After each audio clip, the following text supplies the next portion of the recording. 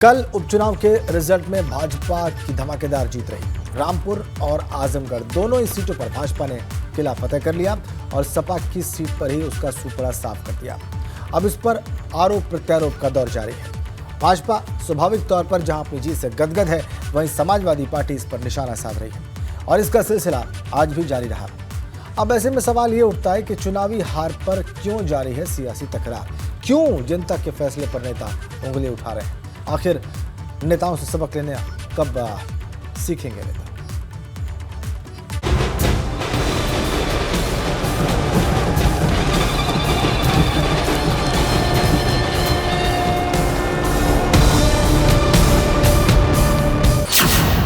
चुनावी हार पर सियासी तकरार क्यों?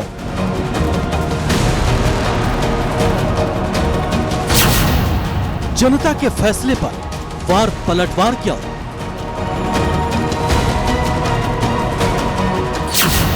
भाजपा जीती, सपा हारी, ठीकरा फोड़े विपक्ष बारी बारी। हम लोकतंत्र की कितने ही सरकार रहेगी तो हमें भी तय करना है। अगर हमारे वोट की ये ना कमी है और इतना हम शरीर किए जाएंगे तो हमें भी कुछ निर्णय करना है। आरोप प्रत्यारोप छोड़ पार्टियां क्यों नहीं करती 2024 की तैयारी? उत्तर प्रदेश के अंदर 80 लोकसभा सीटों में से 80 से 80 सीटों की ओर विजयश्री की ओर अग्रसर हो रही है। नतीजों से सबक लेना कब सीखेंगे नेता? भतीजे ने बिगाड़ा खेल, चाचा के हमले तेज। जो जनता ने जनादेश दिया है तो उसको सबको स्वीकार करना चाहिए, सब स्वीकार कर लो। सहयोगी सुभाषपा भी दे रही अखिलेश को नसीहत। समाजवादी पार्टी के राष्ट्रीय अध्यक्ष को इस हार से सीख लेनी चाहिए और इसी कमरे से निकल करके धरातल पे चल के संगठन का काम लोगों को लेकर के मिलकर करना चाहिए। अखिलेश भैया के लिए यह है सबसे बड़ा सबक। और एक बड़ी अपडेट आपको दे दें। आजमगढ़ में बीएसपी प्रत्याशी की हार के बाद मायावती ने ट्वीट किया है। मायावती ने ट्वीट कर गुड्डू जमाली की तारीफ की है। गुड्डू जमाली ने संघर्ष और दिलेरी से चुनाव लड़ा। लिखा है मायावती ने 2024 के लिए जमीनी तैयारी को वेट में बदलना है। ये मायावती का ट्वीट देखिए क्या लिखती है वो। बीएसपी के सभी छोटे बड़े कार्यकर्ताओं, पदाधिकारियों और पार्टी प्रत्याशी श्री शाह आलम उर्फ गुड्डू जमाली आदि ने आजमगढ़ लोकसभा उपचुनाव जिस संघर्ष और दिलेरी के साथ लड़ा है, उसे आगे 2024 लोकसभा आम चुनाव तक जारी रखने के संकल्प के तहत चुनावी मुस्तैदी यथावत बनाए रखना भी जरूरी है। सिर्फ आजमगढ़ ही नहीं बल्कि बीएसपी की पूरे यूपी में 2024 लोकसभा आम चुनाव के लिए जमीनी तैयारी को वोट में बदलने हेतु भी संघर्ष और प्रयास लगातार जारी रखना है और इस क्रम में एक समुदाय विशेष को आगे होने वाले सभी चुनाव में गुमराह होने से बचाना भी बहुत जरूरी है। ये मायावती का ट्वीट इस रिजल्ट के बाद, इस परिणाम के बाद समुदाय विशेष की बात कर रही है वो और 2024 की चुनावी तैयारियों को लेकर अभी से लग जाने की बात कह रही है अपने कार्यकर्ताओं और नेताओं से। उत्साहित हैं कि उनके प्रत्याशी ने आजमगढ़ में अच्छा चुनाव लड़ा, गुड्डू जमाली ने।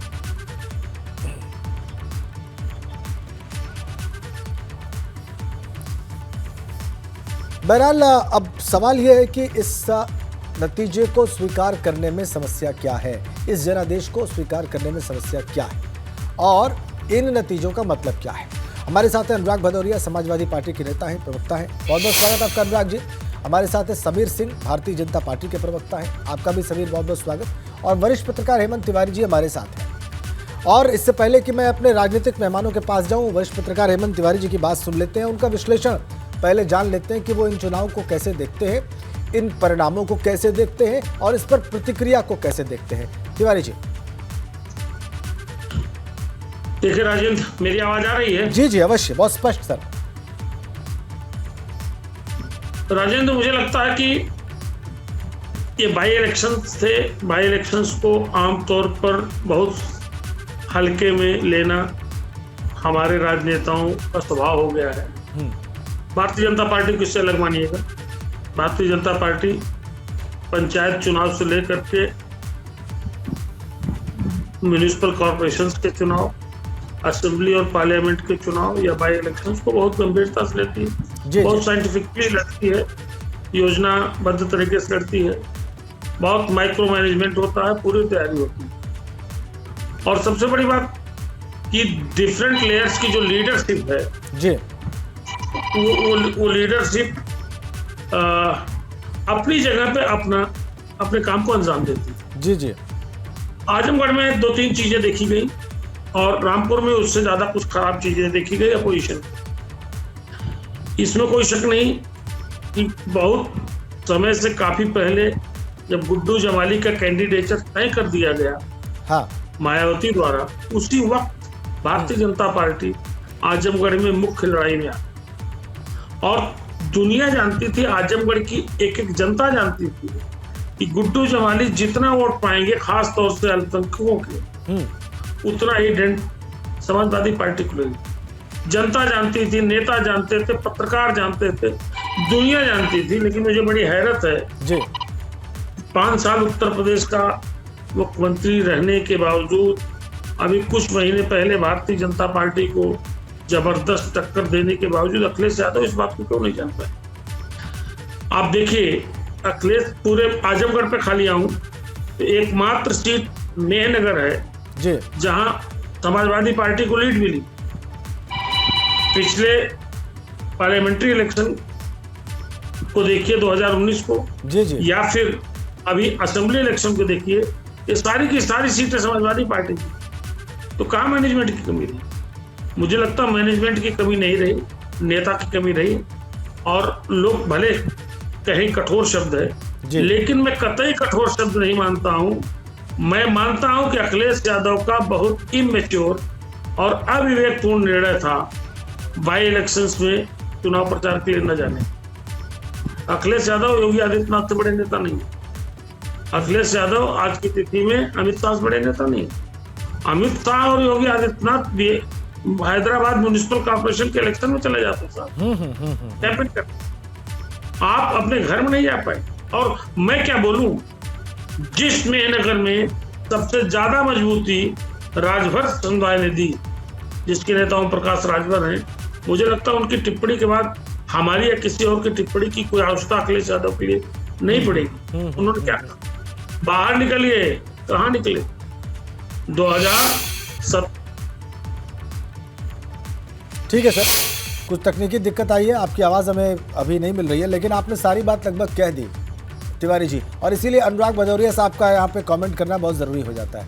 भदौरिया साहब, जो कुछ कहा जा रहा है आपके सहयोगियों के द्वारा और वरिष्ठ पत्रकार हेमंत तिवारी जी के द्वारा, वो बहुत स्पष्ट है, और पता नहीं क्यों मुझे लगता है कि आप भी इस बात से अंतर मन में सहमत होंगे कि इनको बहुत ज़्यादा गंभीरता से लिया नहीं गया, खासकर उस गंभीरता से नहीं लिया गया जिस गंभीरता से लिया जाना था। अनुराग जी, देखिए, जहाँ तक कि आजमगढ़ के चुनाव का सवाल है और रामपुर के चुनाव का सवाल है, भारतीय जनता पार्टी ने बड़ी चालाकी से, जिसको कहते हैं ना धोखा तंत्र, जुगाड़ तंत्र, हेरा फेरी तंत्र, जो सरकारी मशीनरी है उसका दुरुपयोग तंत्र, डराना तंत्र, धमकाना तंत्र, ये जो तंत्र का इस्तेमाल भारतीय जनता पार्टी ने किया है। 37% की पोलिंग हो रही है, 45% की पोलिंग हो रही है।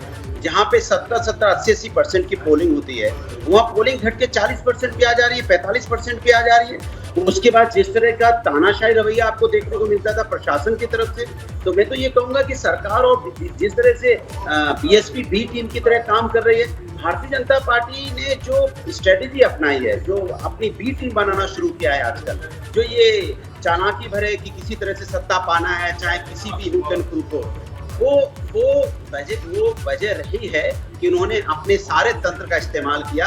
इतना तंत्र का इस्तेमाल करने के बाद सरकार है उनकी वहां पे, तो हमें मात्र 4,500 वोट से हरा पा रहे हैं। तो आप अंदाजा लगा सकते हैं कि जहां पूरी ताकत लग जाए, पूरी मशीनरी लग जाए, पूरा उनका बी टीम सी टीम काम करने लग जाए, तब वो बामुशक्कत से 4,500 वोट से जीत पाते हैं। तो आप समझ लीजिए कि भारतीय जनता पार्टी कितने पीछे छूटी हुई है, कितने पीछे छूटी है। इसका ये बताने की जरूरत नहीं है। बाई इलेक्शन में किस तरह से सरकारी तंत्र का दुरुपयोग होता है, ये आप भी अच्छी तरह जानते हैं। जिस तरह से रामपुर में आपने देखने को मिला, सन्नाटा है। बताइए, जहां वोटर निकल नहीं पा रहा है, निकालने जा रहा है तो आई कार्ड किसी का फाड़ दिया जा रहा है, किसी का वोटिंग कार्ड फाड़ दिया जा रहा है, लोग वोट नहीं डाल पा रहे हैं। और किस तरह से लड़ना पड़ा आजमगढ़ में भी और रामपुर में, आपने देखा कि प्रत्याशी किस तरह से पुलिस से लड़ रहे हैं, कभी प्रशासन से अपनी बात कर रहे हैं, कभी शिकायत कर रहे हैं। समाजवादी पार्टी लगातार चिट्ठियां लिखती रही कि हमारे यहाँ पे धांधली हो रही है, दिक्कत है, चुनाव आयोग को भी लगातार लिखा, प्रशासन को भी लिखा, लेकिन सुनवाई कहाँ है? क्योंकि सुनने वाला तो कोई है नहीं, सुनेगा कोई कहाँ से?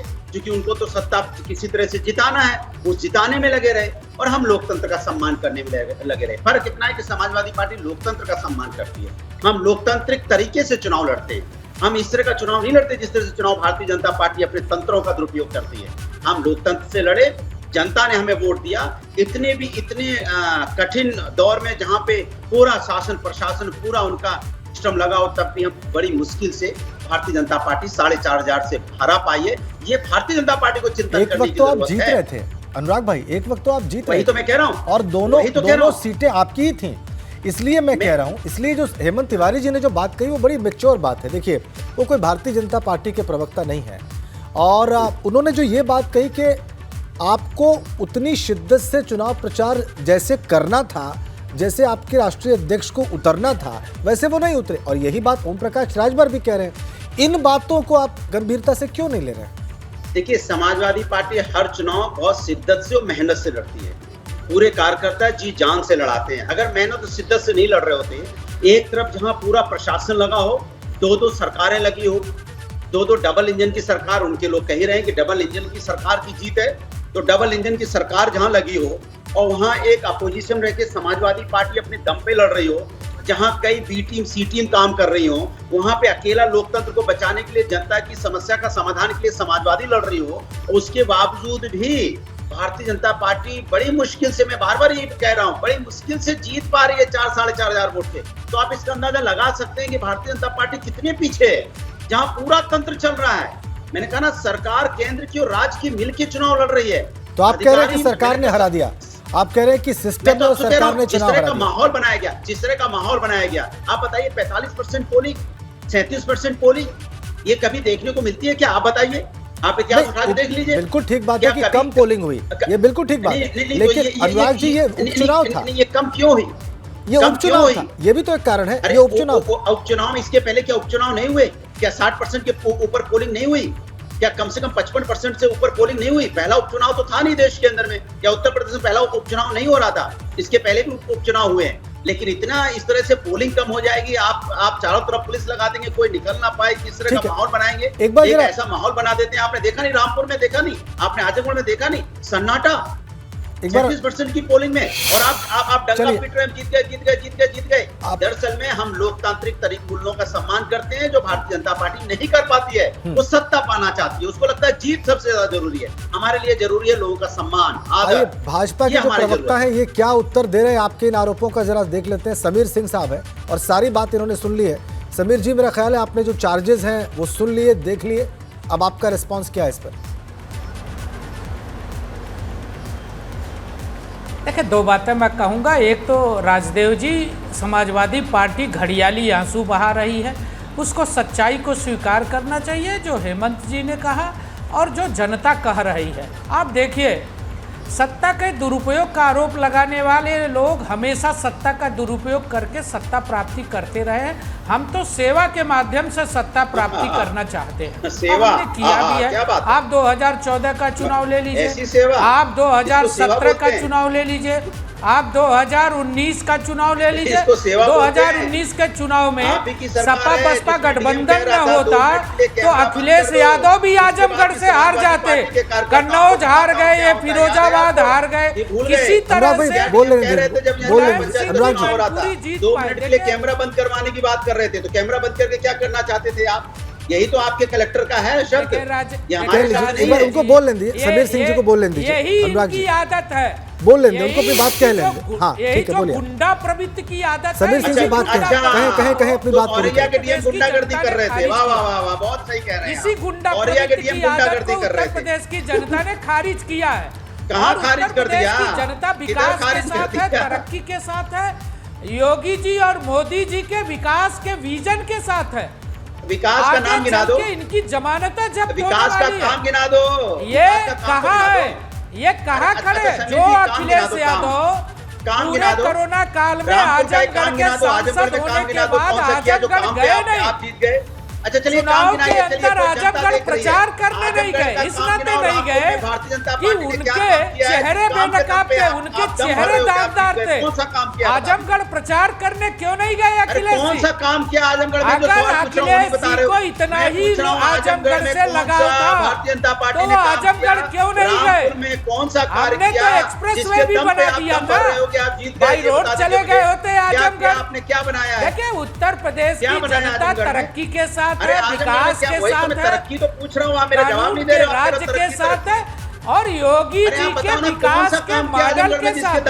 योगी जी ने जो उत्तर प्रदेश के अंदर विकास किया, पूरी जनता उत्तर प्रदेश की उत्तर देख रही प्रदेश है, की तरक्की की है, जो उत्तर प्रदेश के अंदर कानून का राज स्थापित किया, अच्छा, ठीक, नौजवानों को रोजगार दिया, किस काम पे आपने उत्तर वोट मांगा? प्रदेश की तरक्की कोई काम नहीं ठीक, किया। ठीक, डबल ठीक, ठीक, इंजन मुझे- सरकार की ताकत है और उस ताकत के आधार पर भारतीय जनता पार्टी एक ब्रेक का समय हो गया है। आगे अनुराग भाई, समीर सिंह जी, भारतीय जनता एक ब्रेक का समय हो गया है, एक ब्रेक का समय हो गया है, एक ब्रेक के लिए रुकना होगा। एक सेकंड, आप दोनों ने ही अपनी अपनी बात कह ली, कई बार तो साथ में ही कह ली। अब दर्शक कितना समझ पाए होंगे इसको मैं बहुत विश्वस्त होकर नहीं कह सकता, लेकिन आप दोनों ने एक साथ भी अपनी बात कह ली और अलग अलग भी कह ली।